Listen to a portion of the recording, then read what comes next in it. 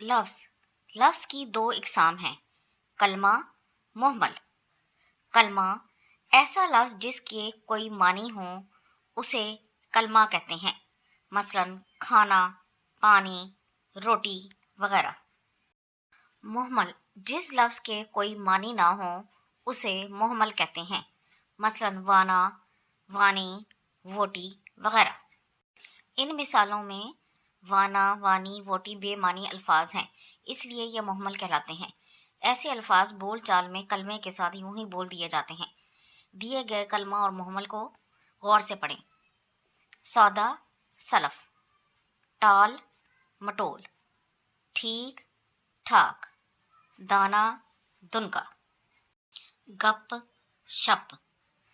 دیے گئے الفاظ میں سے کلمہ اور محمل الگ الگ کر کے لکھیں۔ کار، وار، کار کلمہ، وار محمل۔ روٹی، ووٹی، روٹی کلمہ، ووٹی محمل۔ سودا، سلف، سودا کلمہ، سلف محمل۔ چائے، وائے، چائے کلمہ، وائے محمل۔ اگلا سوال ہے، ہر کلمے کو اس کے درست محمل سے ملائیں۔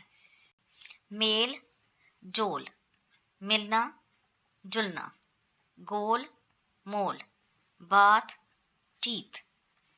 اگلا سوال ہے، محمل الفاظ لگا کر خالی جگہ پر کریں۔ تمہارے کپڑے اتنے میلے ڈیش کیوں ہیں؟ کچیلے۔ ٹال ڈیش سے کام نہ لو، مٹول۔